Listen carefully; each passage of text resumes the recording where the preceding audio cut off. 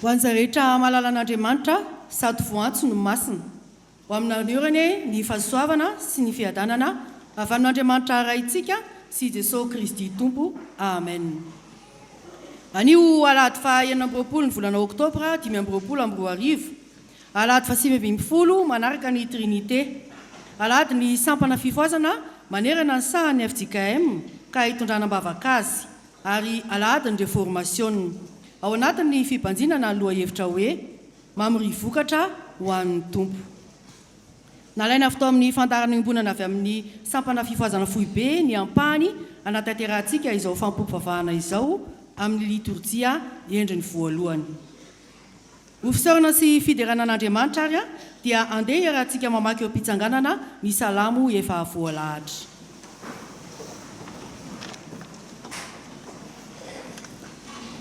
Amin'ny anaran'ny tompo, anandratra anao aho ry Andriamanitro mpanjako, sy ankalaza ny anaranao mandrakizay toria. Ankalaza anao isan'andro aho, sy hidera ny anaranao mandrakizay toria. Lehibe Jehovah ka tokony hoderaina indrindra, ary tsy takatra ny saina ny fahalebiazany. Ny taranaka rehetra samy hidera ny asanao amin'izay mandimby azy, sy anambara ny asanao lehibe. Nilaza ny voninahitra ny fiandriananao, sy ny asanao mahagaga no saintsainko. Ny hery ny asanao matahotra no tenen'ny olona, ary ny fahalebiazanao no lazaiko. Anona ny fahatserovana ny haben'ny fahatsaranao izy, sy iompy ny fahamarinanao. Amen.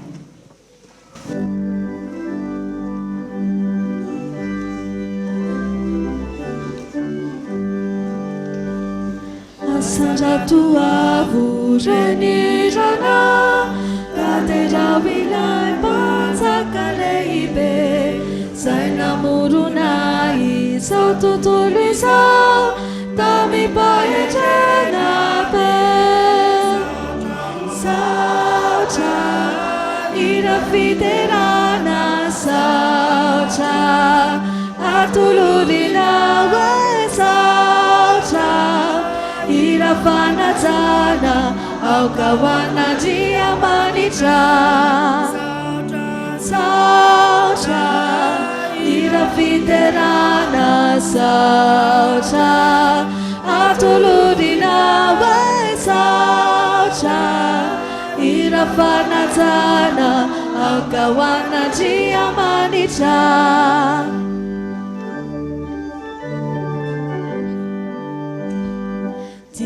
Sainunia tani vuruna, saya malala makasitraka, Andriamani champamuruna, andrua manalira.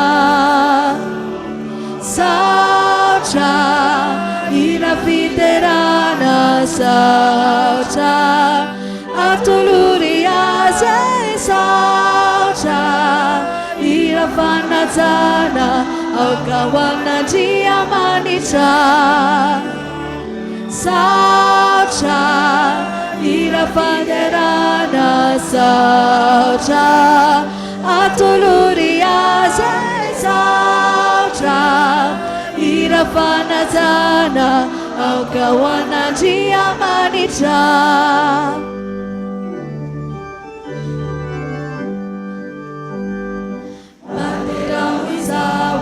Andriamanitra, isiluna, isimna meluna, arina marari na finaritra, isilupanuana. Saotra ira fiderana, saotra atuluria zay saotra ira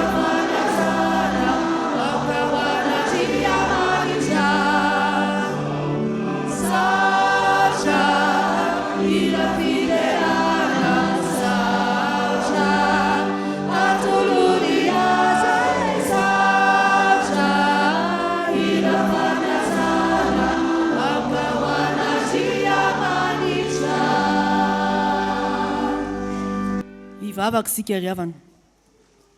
Ry Andriamanitra ray zanaka sy fanahy masino, ianao ilay Andriamanitra hatramin'ny taloha sy ankehitriny ary mandrakizay. atolotra ianao ny saotra ny dery ary ny voninahitra. Ankalazanao zahay, ihira ho anao zahay, ioby ianao zahay fa lehibe ianao Jehovah ka mendrika ho teraina indrindra.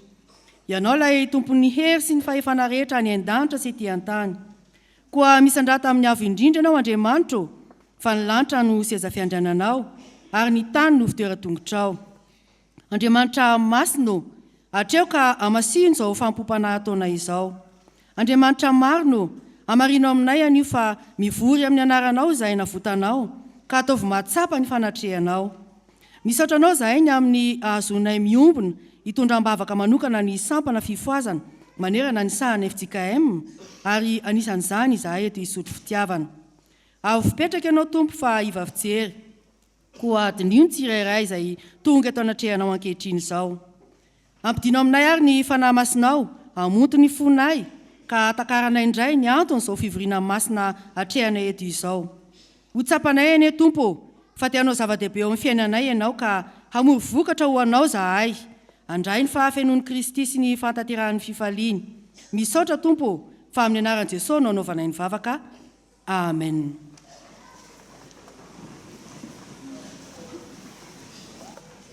Manakambara amintsika ny Tompo ry havana, tiany ampahafantarina antsika hatrany ny sitrapony, koa aoka hoenontsika amin'ny fanajana tanteraka izany.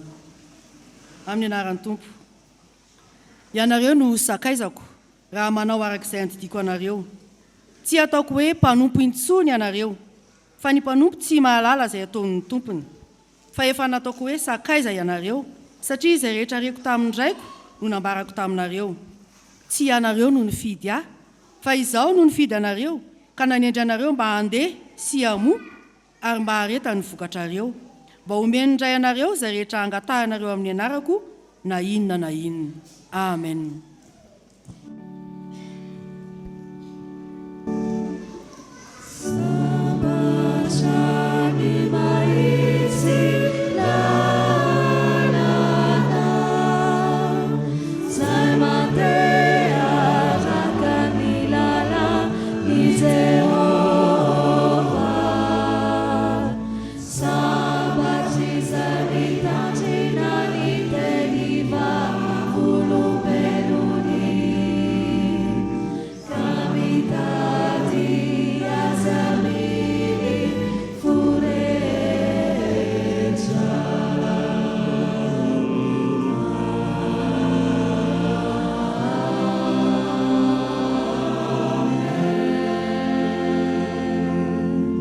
Vavaksika ry havana.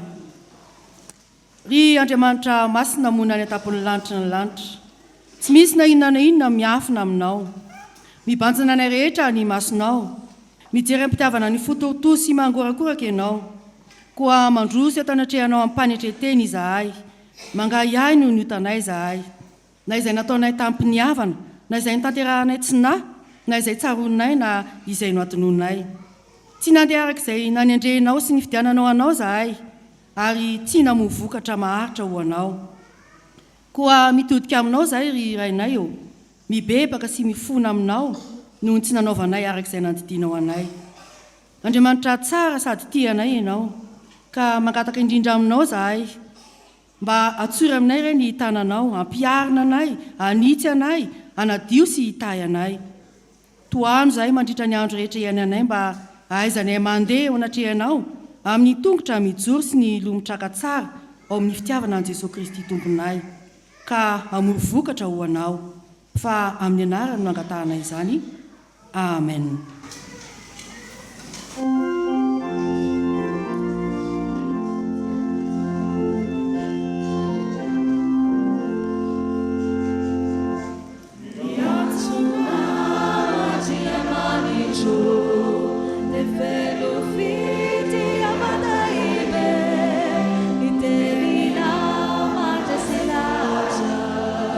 Mamula kani fupi sai pada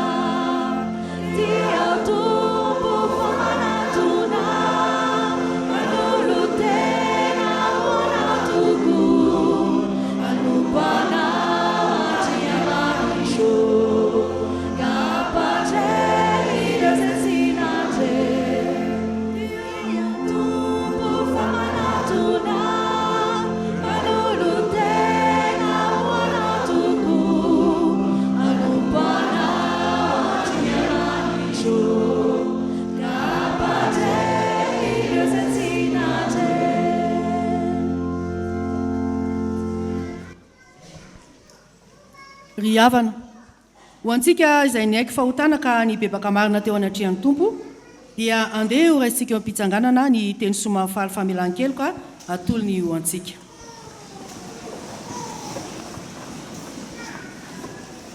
amin'ny anaran'i Jesosy satria izao no niraiketan'ny fitiavany dia amonjy azy aho anandratra azy any amin'ny avo aho satria mahalala ny anarako izy iantso ahy izy dia amaly azy aho ho eo aminy aho raha ory izy amonjy sy ame voninahitra azy aho hovikisako fa ela velona izy ary asehoko azy ny famonjeko amen koa ambara amin'ny anaran'ny tompo ary havana fa vao velany antsika koa midera ny tompo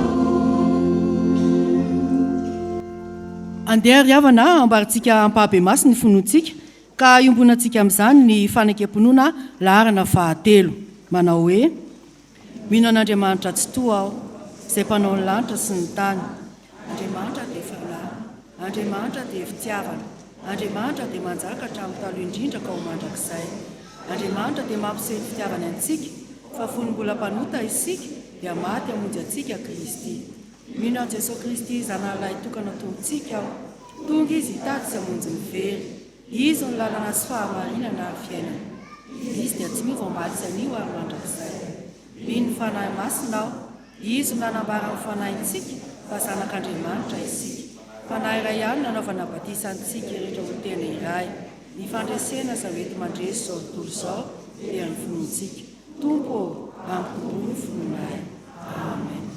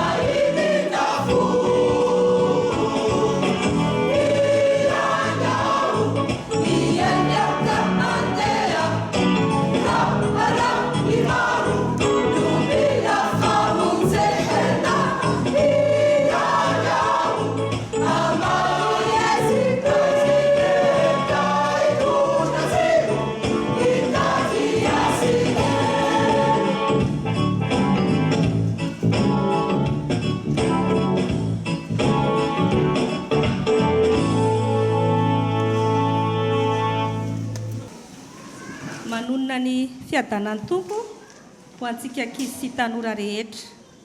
Mitsangana anao ny raha voalahatra ary rehefa vita ny vavaka vao mipetraka indray.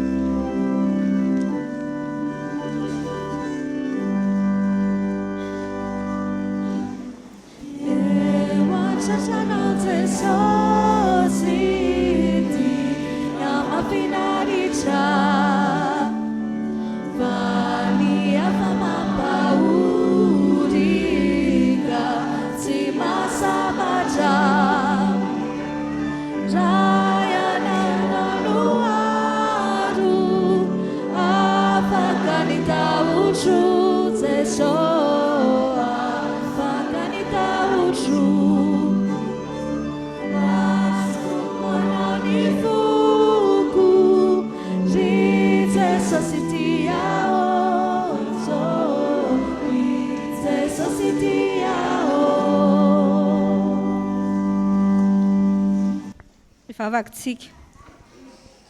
Tompo, misaotra anao noho ny amin'ity fotoana ity. Hiasa amin'ny fanahy masina ane ianao, andrenesanay ankizy sy tanora ny antsonao aminay, mba hamory vokatra ho anao amin'ny anaran'i Jesosy. Amen.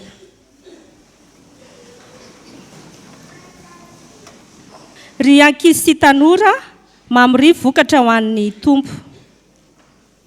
Rehefa manangom-bokatra ny tantsaha dia miasa mafy izy, mamafy, manondraka ary manala ahi-dratsy.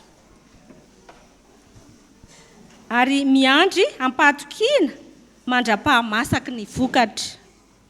Toy izany koa ny fiainantsika amin'ny finoana. Miantso antsika Andriamanitra mba hamokatra vokatra ho azy. Izany hoe anao asa tsara, aneo fitiavana ary iaina araka ny teniny. Hoy indrindra ny apôstôly Paoly ao amin'ny Korintianina voalohany, 5:2-20 tapany A. Amin'ny anaran'i Jesosy, tamin'ny malemy dia tonga malemy aho mba azahoako ny malemy. Izany dia midika fa i Paoly dia nanao izay rehetra azony natao mba hahazo olona ho an'i Kristy. Tsy nanavakavaka izy, fa niezaka hahatonga ny olona rehetra ahafantatra sy hanaraka an'i Jesosy. Toy izany koa ny antso ho antsika ankizy sy tanora malala an'i Jesosy. Mamory vokatra ho an'ny Tompo amin'ny fiainantsika andavanandro. Tsy hoe lehibe vao afaka mamokatra, fa ianareo koa dia afaka amin'ny fomba tsotra sy kely. Izany hoe raha mivavaka tokoa aty am-piangonana, fa tsy variana mitabataba na milalao telefônina. Raha mivavaka tokoa na aiza ary na rahoviana na rahoviana. Raha mankatoa ny ray aman-dreninao sy ny mpampianatra anao. Raha manampy namana amin'ny fitiavana. Raha manao ny marina na dia manany ihany sy mampijaly aza namana indraindray. Izay rehetra ataonao amin'ny fomadio sy ho an'ny Tompo dia vokatra tsara eo imasony izany. Aza mieritreritra hoe kely loatra ny ataonao, fa ny vokatra afafy amin'ny fotian'i Jesosy dia afaka mitondra vokatra lehibe. Aoka ny fiainanareo ho toy ny sa tsara izay mamono fitiavana, fahamarinana sy fahasotoana ho an'i Kristy. Mahaiza mifandray amin'ny karazan'olona rehetra mba ahazahoana olona ho an'i Kristy. Ndeha ary averintsika ilay soratra masina teo ao amin'ny Korintianina voalohany, 5:2-20 tapany A.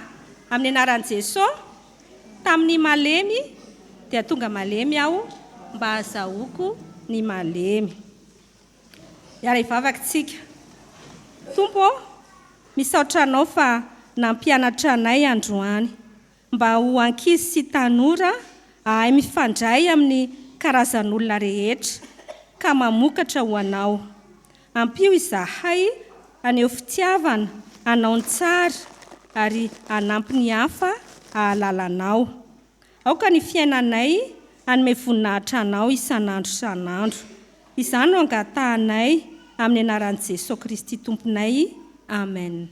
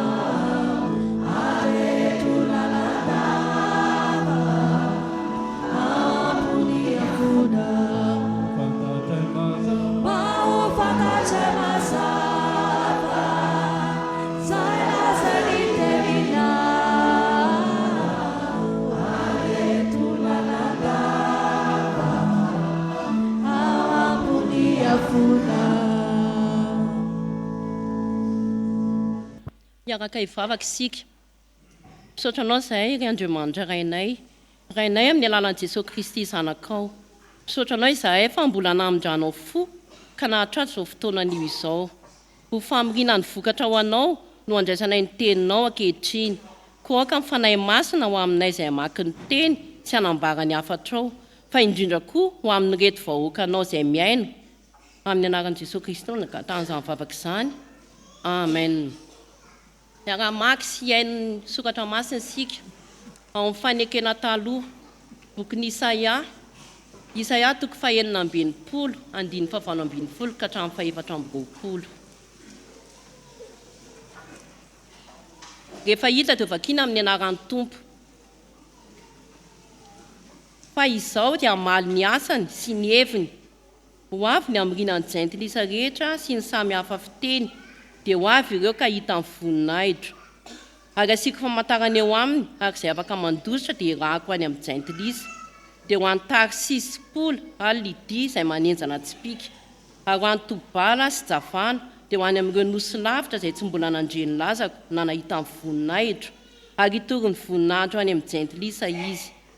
Ary hitondra ny raha ilainareo rehetra izy avy any amin'ny jentilisa rehetra ho fanatitra ho an'i Jehovah. Mitaingy tsoavaly sy ao anaty kalesy filanjana ary mitaingina apondra sy rameva aingam-pandeha ho an'i Jerosalema tendrombohitry masina hoy Jehovah. Dia tahaka amin'ny fitondrahan'ny zanak'Israely mifanatitra ho anina ao anaty vilia madio ho any an-tranon'i Jehovah. Ary avy amin'ireo aza no akako mpisorona sy levita hoy Jehovah. Fa tahaka ny lanitra vaovao sy ny tany vaovao izay taoko no ahakitra eo anatrehako hoy Jehovah. Dia toy izany ny haharetan'ny taranakareo sy ny anaranareo. Ary isaky ny voaloham-bolana sisa tsabata dia ho avy ny nofo rehetra ekoako eo anatrehako hoy Jehovah. Ary hivoaka izy ireny ka hijery ny fatin'ny olona izay efa niodina tamiko. Fa ny kankany tsy ho faty ary ny afony tsy ho vonoina, ary ataon'ny nofo rehetra ho favetavetana izy.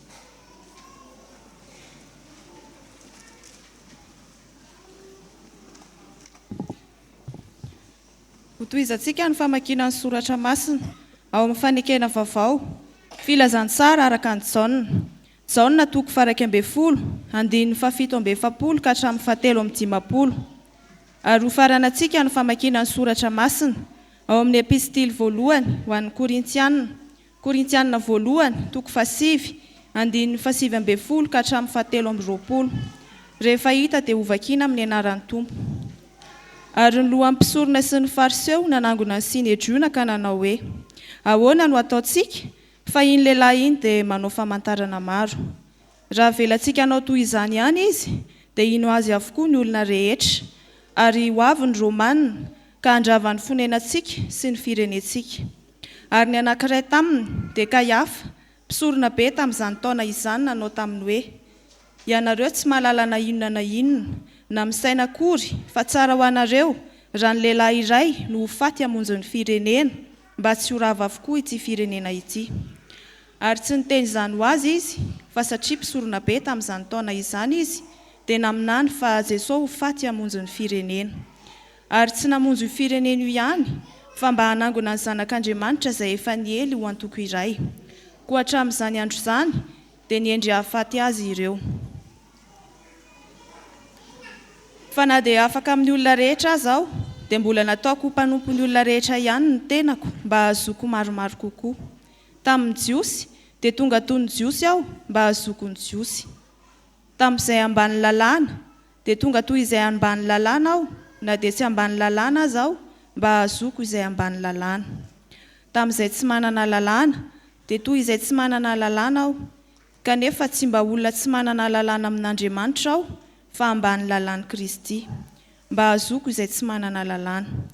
Tamin'ny malemy dia tonga malemy aho mba hahazoako ny malemy. Efa tonga zavatra rehetra aho amin'ny olona rehetra mba hamonjeko ny sasany na iza na iza. Ary izany rehetra izany dia ataoko noho ny filazantsara mba ho tonga am-piombona aminy aho. Amen.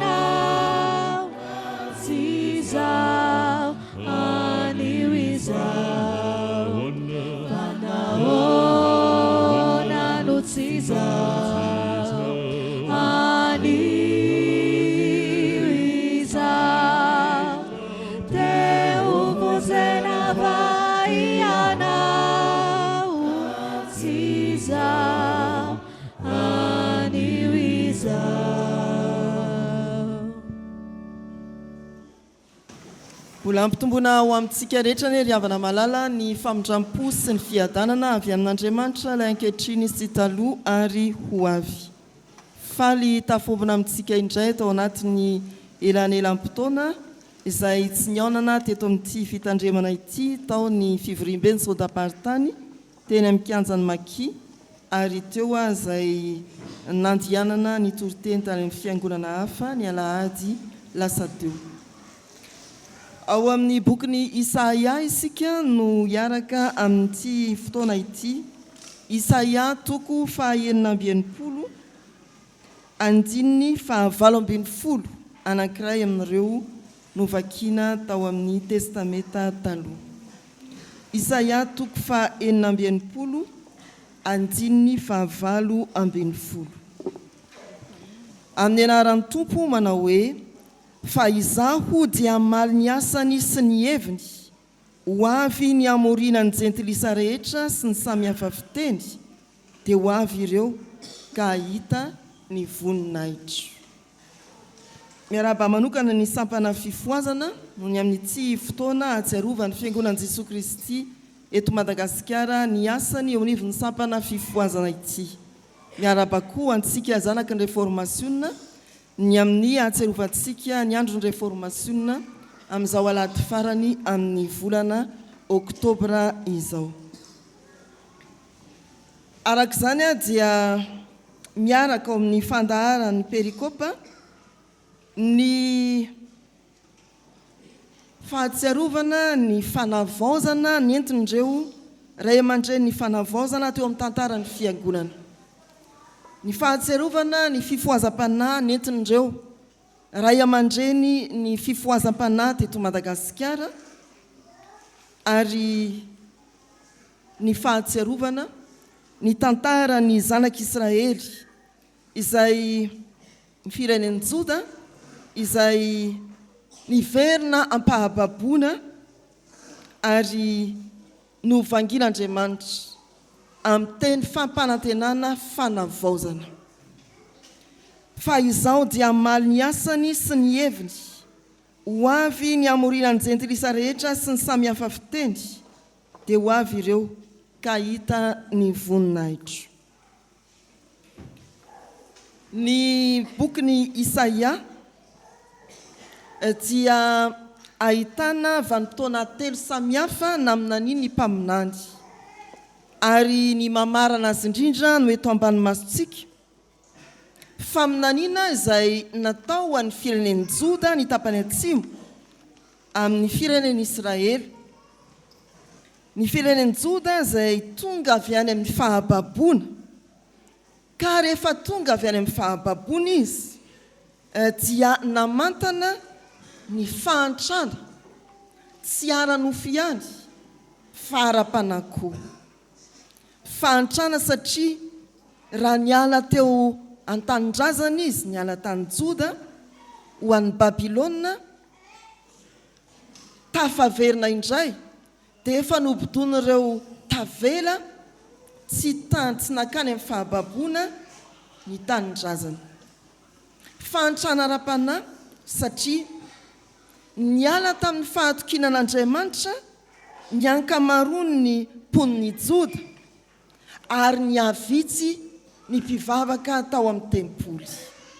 Tsy hoe niala fotsiny fa sady nanompo andriamanin-kiafy izy.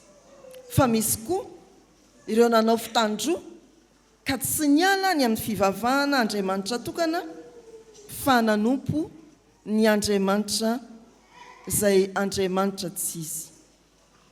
Izany no anambarany ny andininy 7:20 tapany voalohany manao hoe fa izao dia hamaly ny asany sy ny heviny. Eny amin'ny vodipejy manamarina koa ny dika teny dia manao hoe izaho mahalala ny asany sy ny heviny. Mamory vokatra ho an'ny tompo, miavaoza ary mifo azy. Kendreo ny vokatra tena izy, mamory vokatra ho an'ny tompo, miavaoza ary mifo aza. Kendreo ny vokatra tsy ankifidy, mamory vokatra ho an'ny tompo, miavaoza mifo aza. Kendreo ny ahitana ny voninahitr'Andriamanitra. Kendreo ny ahitana vokatra tena izy. Araka ny voalaza teo ary eo amin'ny andininy 7:20 sy tafaraka tamin'ny vakiteny androany dia fantatr'Andriamanitra fa ny mponiny Joda dia tsy niraikitra intsony tamin'Andriamanitra ny fony fa niala nikisaka ho an'ny fanimpody-tsampy izy. Niavitsy ny niditra tao amin'ny tempoly. Fa tsy izany ihany fa fantatr'Andriamanitra koa ny tao an-tsain'ny olona tsy niafina tamin'Andriamanitra ny zavatra nataony, mahalala ny asany sy ny heviny Andriamanitra. Ao amin'ny faminanian'i Isaia zany dia milaza fa tsy azo fitahan'Andriamanitra ka hanaovana saritsary mpanompoana na saritsary mpivavahana. Fa ao koa ao amin'ny Isaia zany dia tehiteny fampaherezana ho an'ireo olona miasa amin'ny fo marina tokoa ka ilazany hoe fantatro ny asanao. Verimberiny zany teny zany any amin'ny bokyny Apokalipsy toko 2 sy toko 3 amin'ny taratasy sy ny fiangonana 7 ny vantana ho an'ireny fiangonana ireny arak'izay fahitan'Andriamanitra azy. Andriamanitra ry havana dia mahita ny asantsika, mahafantatra ny ao an-tsaintsika, ary te hitondra fanavaozana izy anamarina tsara ny ataontsika sy ny lazaintsika mba hifanandrify amin'ny sitrapony. Tsy azo anaovana kisarisary-panipon'Andriamanitra fa fantany ny sarisary sy ny tena izy. Tsy azo ilazana sarisarim-bavaka amin'ny tompo fa fantany ny tena vavaka amin'ny fotoritory sy mangorakoraka. Tsy azo rebirebena amin'izay ankosoka ny tompo fa fantany ny azy, fantany ny tena azy. Fa izao koa araka ny voalaza teo mampahery antsika ny hoe ay tsy foana eo anatrehan'ny tompo ny fikelezantsika aina. Ho an'izay miasa amin'ny fo marina sy madio amin'ny fanetretena tianeo ny voninahitr'Andriamanitra dia fantany ny asanao ary fantany ny eritreritrao. Ankehitriny havana dia misy tokoa ny karazana vokatra saritsary osoka tsy tena izy. Ary efa eny an-tsena ny maro amintsika dia manontany hoe tena izy ve ty? Tena volamena ve ty sa saritsarina? Tena tantely ve ty? Misy ara moa ny taratasy amantarana ny vokatra dia hoe pur, safady amin'ny tantely pur. Andriamanitra dia mahafantatra, tsy mila mafisina amin'ny kory hoe kristianina tena izy ianao. Andriamanitra dia mahalala, tsy mila amarinina amin'ny etikety akory hoe za tena izy. Tsy ilainy akory zany. Fa izy dia afaka hiteny hoe ny asanao tena izy, ny hevitrao tsy diso. Izany ry havana no iantsonantsika amin'izao andro ny réformationna izao, atsiarovana ny réformationna izao, ary anamariana koa ny aladin'ny sampana fifoazana. Mifoaza ka kendreo ny vokatra tena izy. Raha mpitory ny filazantsara isika dia kendreo ny ahitana olona tena kristianina eo amin'ny saha ametrahan'Andriamanitra anao ninona fanompona tanterahanao. Raha kristianina isika dia andiny tena indray no hoe efa tena niavao ve ianao? Sa saritsary-piavaozana? Efa tena ny fo ve ianao? Sa mbola rendremana? Sa saritsary-pifoazana? Fantany ny asa sy ny hevitrao. Kendreo ny vokatra tena izy. Ny faharoa, ny tompo dia manomana famonjena. Hoy ny tapany faharoa amin'ity andin'ity manao hoe amin'ny anaran'i Jesoa, ho avy ny amorina ny jentilisa rehetra sy ny samihafa fiteny. Ao Joda ny faminaniana Isaia no mivantana, saingy ambara ny mpaminany, fa tsy ny mponiny Joda ihany no angonina ho vokatra, fa ny jentilisa sy ny hafa fiteny rehetra. Ny jentilisa sy ny hafa fomba rehetra. Riavana malala rehetra amin'ny tompo, kendreo ny vokatra tsy ankifidy. Manomana famonjena ho an'ny rehetra Andriamanitra, ary tanterany tao amin'i Jesosy Kristy izany famonjena izany. Tsy ho antsika ihany, tafiditra aty amin'ny fiangonana, tsy ho an'ny sampana fifoazana ihany ny famonjena, fa tena ho an'ny rehetra. Tsy misy ny hoe za manompo ka ho an'ny fiangonana ihany, za manompo ka ho an'ny FJKM ihany. Tsia, raha misy olona mila vonjy satria voagejany demonia izy, aoka tsy hanao hoe tsy FJKM ianao ka mandihana aloha. Aoka tsy hanao hoe tsy ny rany izay efa tsy amin'ny efijekema ihany amin'ny ondrovery amin'ny taranaka efijekema ihany toro lalana mba ho tanteraka amin'ny mila vonjy satria voageja no ny asa matiny satana toro lalana ny mila vonjy mba ho avy itodika amin'Andriamanitra na avy azy izy na avy azy na izy na izy hoy ny tompo ho avy ny amorina ny jentilisa rehetra sy ny samy hafa fiteny tsy manavaka tsy ankifidy ny famorina vokatra ho an'ny tompo na iza mitaraina mila vonjy na rahoviana na aiza dia manolo tanana amin'izany ny fiangonana tsy isika ato anatiny koa ny hafahafa hoe oka hitady mpiandry hafa na oka ho arian'ny fiangonana tahak'izao ampiasain'ny reny fiangonana ireny moa ny voambolana hoe deli tratrinareo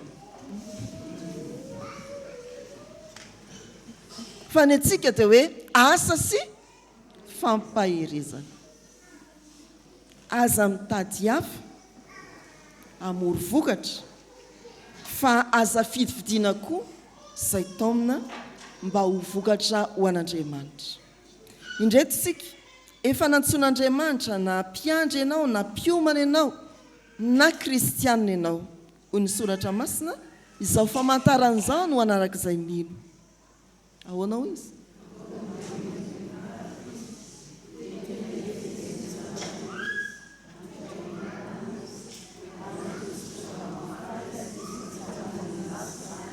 ametra hatreo ary ny fampianaran'ny fiangonana ry havana raha mikasika ny asa-pifoazana dia izao izaho izay mino dia afaka manao fandroahana fa tsy mametra tanana ny dikany raha sendra olana ao anatin'ny ankonana isika raha sendra ny mila vonjy sy fanafahana isika raha sendra izay mila fampaherezana isika satria mandrebireby atsika tsirairay satana dia izao mamory ny hery rehetra ka ataovy ny fandroahana mametra tanana ny tsy ataontsika manana fahasaina hoe roahako ty devoly manelingelona ny ankonako ty roahako ty devoly manelingelona ny manodidina ny fiainako ty manana fahasaina ho avy aho hamory ny jentilisa rehetra sy ny samihafa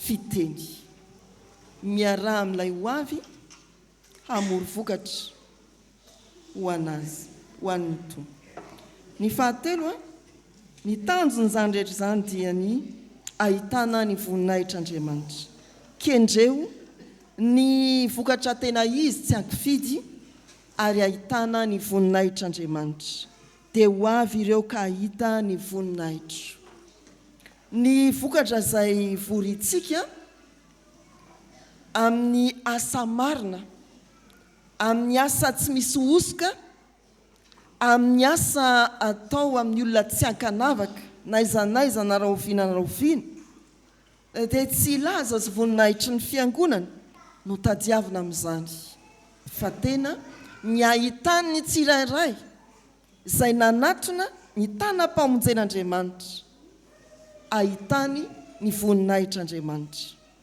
hoy ny filazantsara ka amin'izao na toko 2:510 ny anaran'ny tompo ana hoe ary ny teny dia tonga nofo ny aranonina tamintsika hitanay ny voninahitra matoa isika mamory vokatra ho an'ny tompo amin'ny asa tena izy vokatra tena izy tsy ankifidina iza na iza ny tanjona dia hoe ny olona rehetra izay vokatry ny asa fanompona nataontsika ny olona rehetra vokatry ny asa fijoroana vavolombelona ny tanterahantsika dia tsy hoe mahitanao sy ny fahagagana nataonao fa mahita ny voninahitr'Andriamanitra mahita ny hery sy ny fahamasinan'Andriamanitra torakovitra tahaka ny Isaia amin'ny Isaia 9 ny hoe lozako fa eto amin'ny firenena manotomolotra sady mamolomolotra andray ny famelan-keroko izany olona izany nahita ny voninahitr'Andriamanitra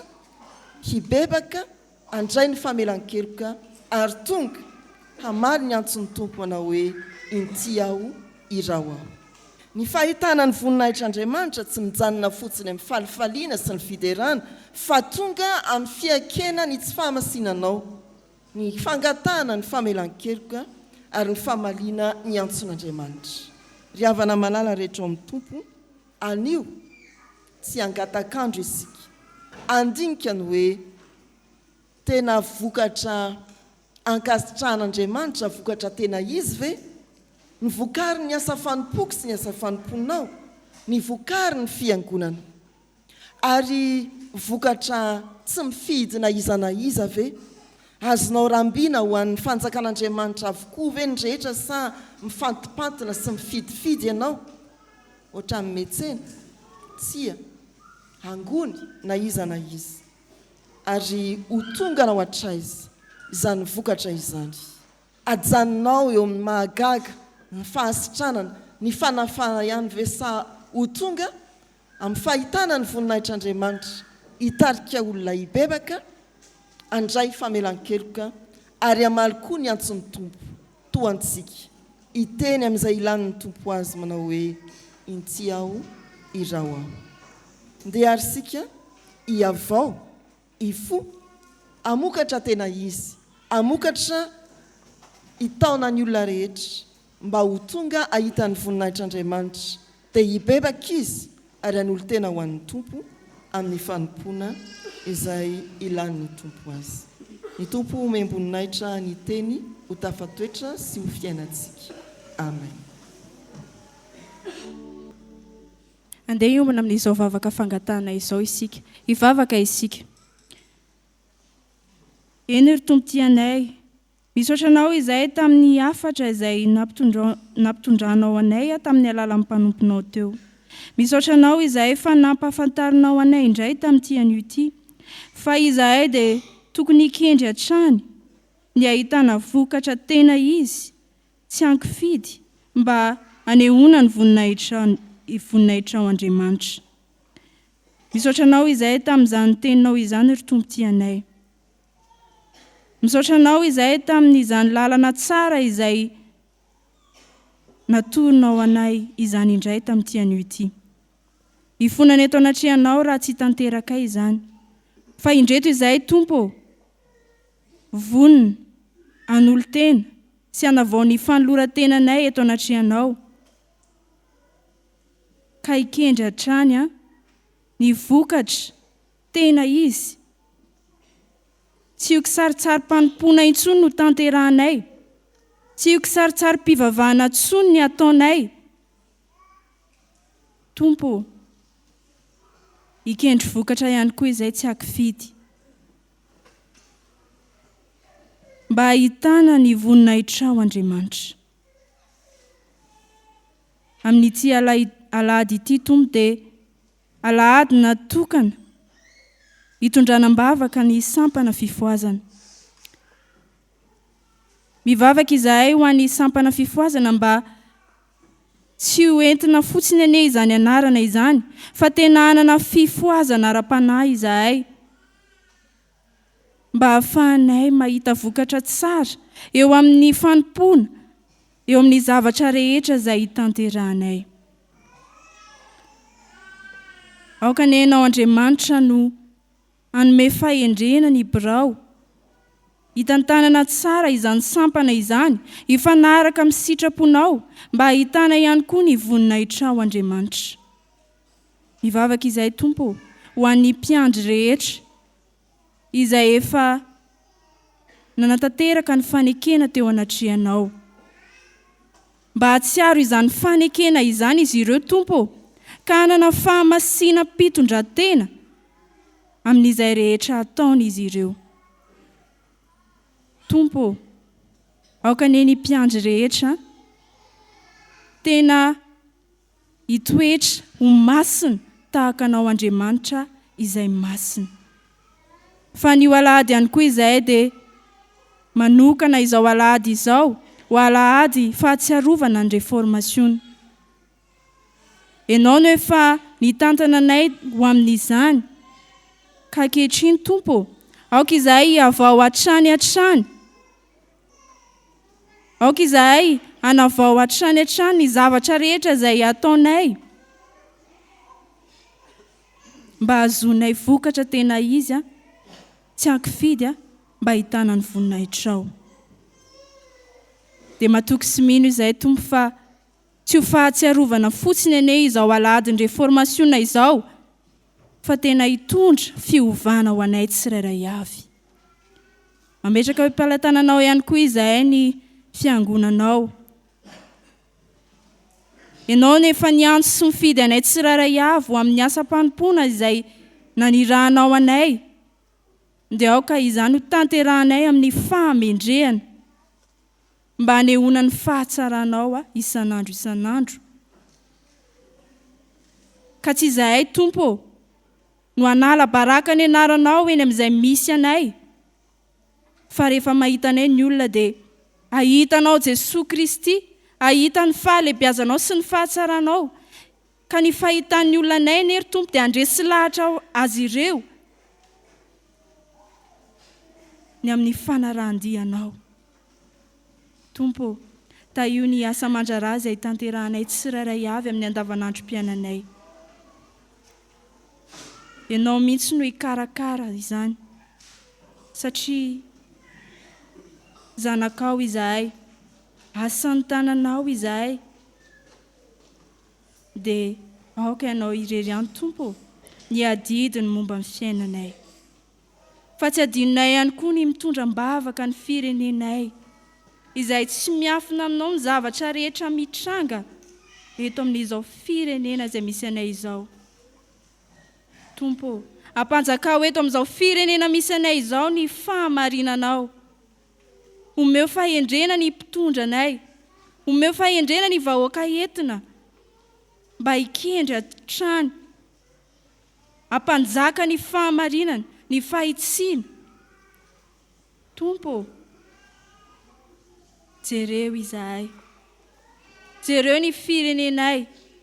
Ary izahay kristianina ane, aoka hijoro vavolombelonao hatrany eto amin'izao firenena misy anay izao. Mba tsy amin'ny alalanay kristianina no handrabirabiana ny anaranao, fa aminay kristianina kosa no ahitana ny fahatsaranao. Tompo, indreto izahay kristianina. Aoka tena aneo ny mampanaradianao, ny mpanaradianay anao Kristy amin'izay toerana misy anay. Ho hitan'ny fiarahamonina ny amin'ny fahalebiazanao izay miseho aminay.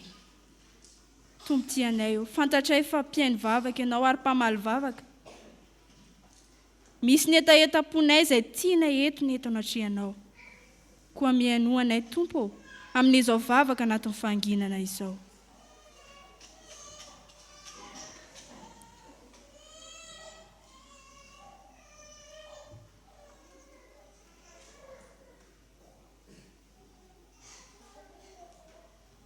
Eny ry tompo tianay, fantatray fa voarainao ny vavakay. Ary aoka ianao no hamaly izany amin'ny fotoananao Andriamanitra. Aza vely izahay haneritery ny fotoananao, ka tianay ho tanteraka amin'ny fotoananay izany, fa aoka ny fotoananao Andriamanitra irery ihany no hamalianao ny vavaka izay nasandratray. Maminay tompo manakambana izany vavaka izany, amin'ilay vavaka nampianarinao mpianatrao fa izay manao hoe: Drainay eo izay ny an-danitra, vao masina ny anaranao, mitonga ny fanjakanao, atao any sitraponao, tia tantarina ny an-danitra. Meo anay ny anasazo, amamelanika, ny milana izy manafany, anao fanjakana, ary vonaitra matraka.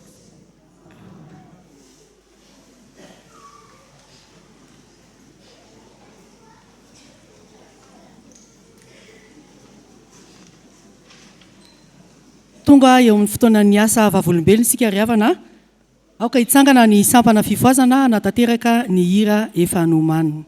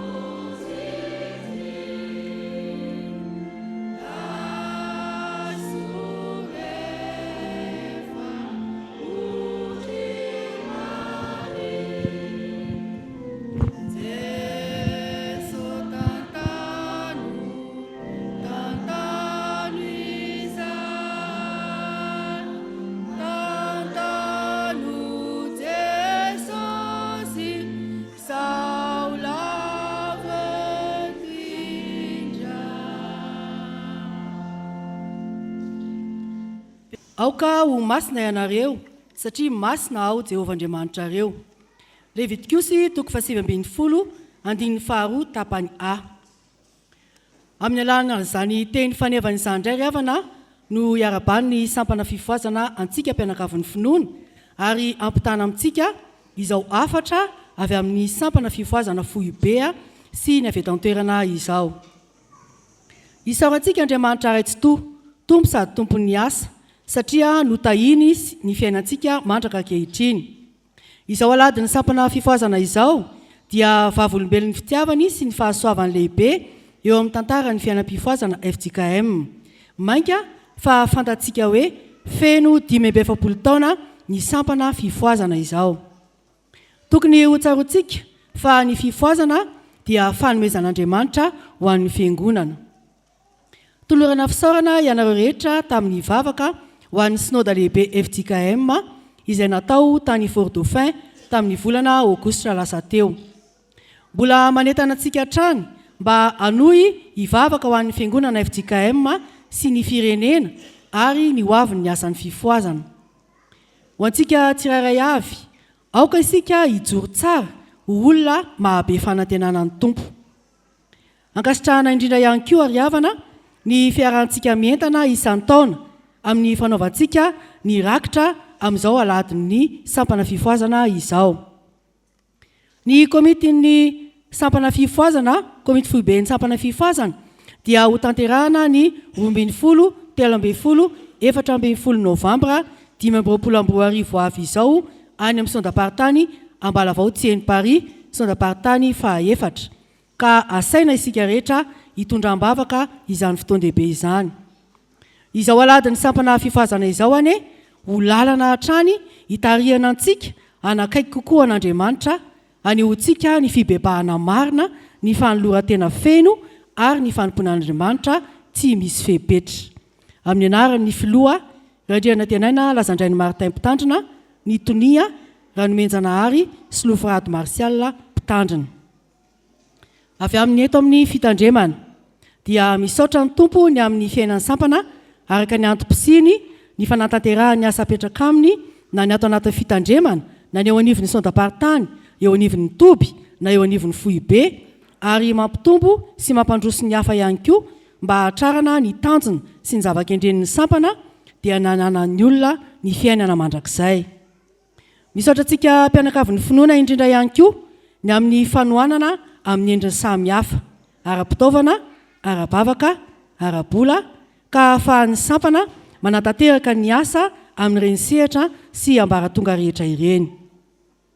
Entanina hatrany isika mpianakavin'ny finoana, ny sampana, ny fikambanana izay manana etaeta hitokam-bavaka na hanao fisintonana na fivoriana samy hafa na te-hanaraka izany hoe fiainana eny amin'ny tobi-pifoazana izany fa malalaka ny trano sy ny toerana eny amin'ny toby Atambomenam-panotokana mahitsy sady akaiky raha tsy tonga antsika ny any Bora Antsohi izay efa nampahafantarana antsika mandrakariva fa misy trano famantanana ho antsika ireny toerana ireny.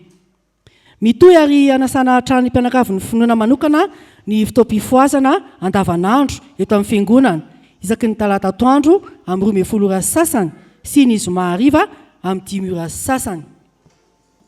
Miantso antsika ary zahay anatevin-daharana ka hirotsaka ho mpiambana feno iaraka aminay anatanteraka ireo asa tsara nandrahan'ny tompo ny sampana na ho ao anatin'ny sampana fifoazana reniny na ho ao anatin'ny seha-pitaizana antokopira ampivity araka izay famezam-pahasoavana sy fandresen-dahatra omen'ny tompo anao.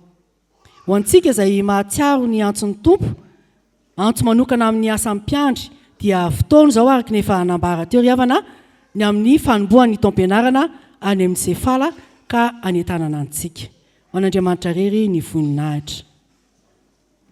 Izao ary dia tonga amin'ny fotoana fandraisan-tanana sy fiarabana ary fitondranam-bavaka ireto olona manokana ireto isika. Ireto no mpiandro vaovao izay vao notokanana omaly teny amin'ny toby Getsemane Atambomena. Rakoto Arsoa Fanjamalala Natasha. Rakoto Soa Haja Saondra Lalao Jeanne Claudine Esther Martha. Ireto kosa no mpiomana ho mpiandry, ao ireo efa manaraka fiofanana ary ao ireo vao nanolo-tena amin'ity taona ity.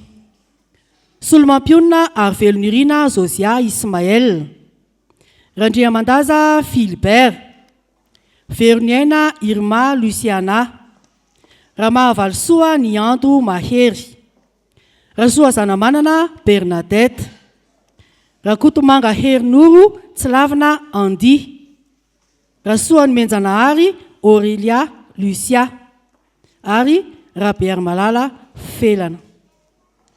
Angatahana ny ray aman-dreny mpitandrina ny amin'ny fanatanterahana ny fifampitondrana ho an'izy ireo.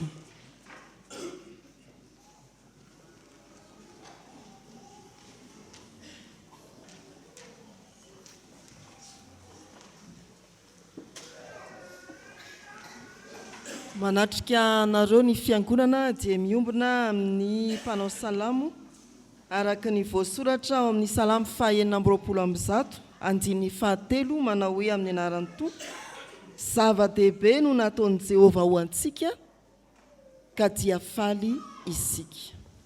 Zava-dehibe ny ahafahana mito vokatra amin'ny fitaizam-panahy ka azahoana manana mpiandry anampy rehefa amperinasa miarabanareo mirahavavy.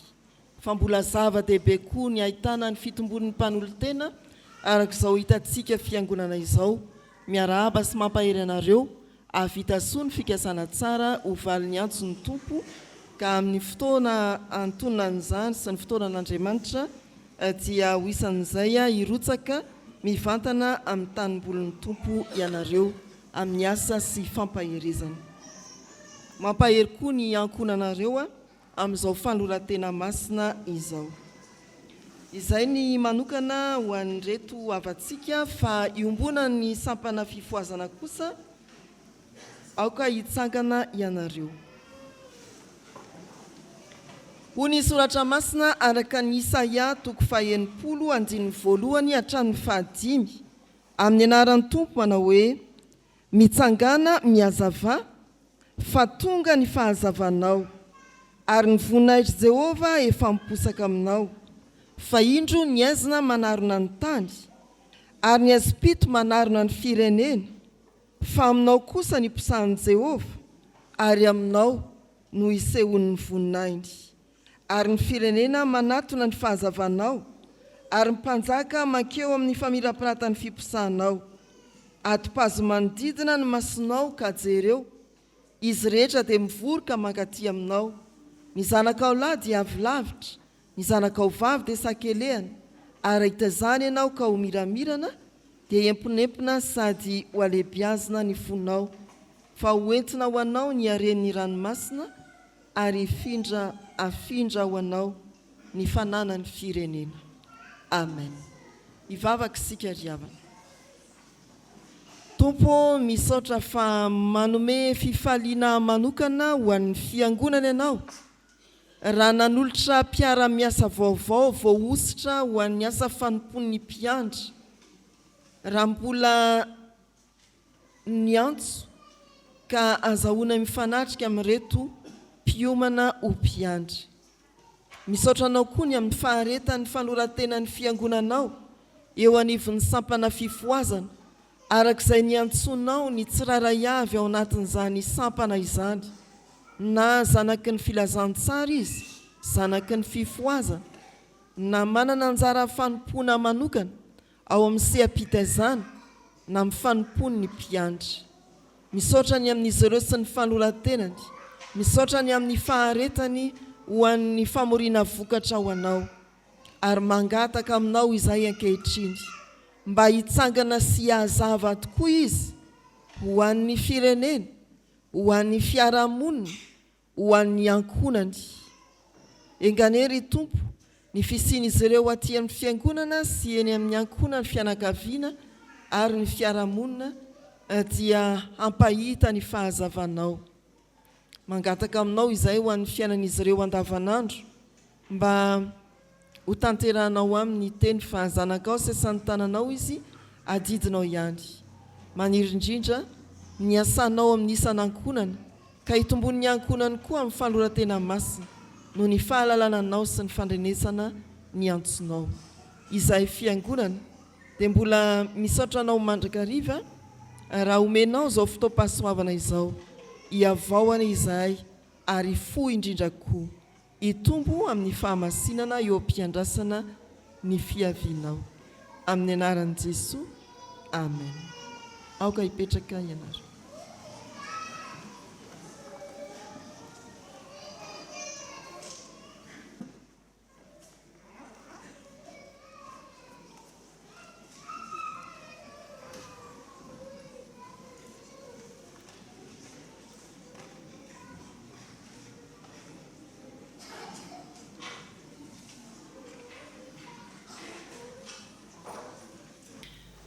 Iombona amin'ny vavaka famaranana asa isika.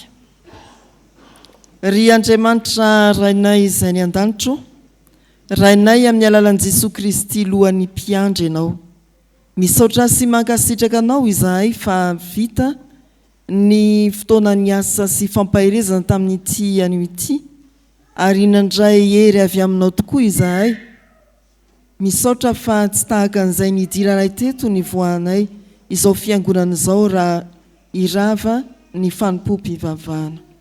Raha kivy izahay dia nanana fanantenana indray, raha reraka izahay dia mbola nahery, raha narisarisa izahay dia nomenao tanjaka sy fahasalamana. Ary matoko Tompo fa ny teny rehetra notonony ireo mpanomponao taminay dia ho tanterahanao araka ny habe ny fahasoavanao. Ankehitriny dia mankasitraka koa ny amin'ireto mpanomponao izay mbola mitahiry ny fahaloran-tenany eo anatrehanao, ny fahasoavanao hiara iasan'izy ireo mandrakariva na eto anivon'ny fiangonana na any amin'ny fiarahamonina sy ny sehatra rehetra mitrahanao azy. Ary matoko Tompo fa ianao koa mbola hiasa manan-kery amin'izao fiangonana izao, aneo ny mahalohan'ny fiangonana anao ahatanteraka ny sosiny tsara rehetra ho an'ny fiangonana, ho an'ny kristianina tsiraray izay mivoaka sy miditra eto. Ny amin'izay rehetra vita dia ho voninahitra ho Andriamanitra irery ihany. Amen. Hitsangana andray ny afatra sy ny tsodrano ary amarana amin'ny hira voalanitra. Izao no afatra tonona ho antsika fiangonana manontolo. Fa izay miandry an'i Jehova dia mandroso hery kosa, elatra no hiakarany tahaka ny voromahery. Hiazakazaka izy nefa tsy ho sasatra, andeha izy nefa tsy ho reraka. Mampahatanjaka ny reraka izy, ary izay kerihery dia omeny hery be. Amen. Raisoa tanteraka aminareo ny tsodrano tononona amin'ny anaran'ny Tompo. Ny fahasoavan'i Jesosy Kristy sy ny fitiavan'Andriamanitra ray, ny hery sy ny firaisana amin'ny fanahy masina ho aminareo tsirairay, ho an'ny ankonanareo, ho amin'ny fiangonana manontolo hatramin'izao sy ho mandrakizay. Amen.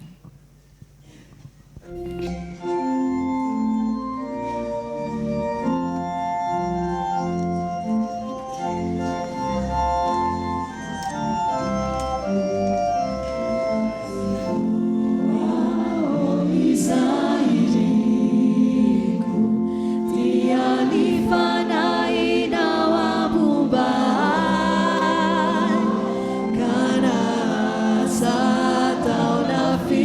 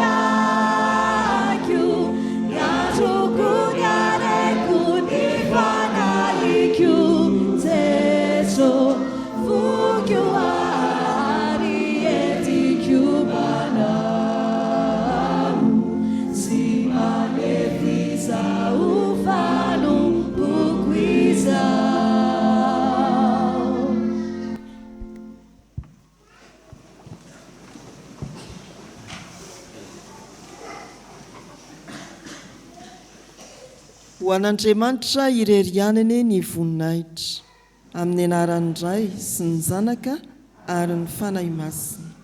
Amen.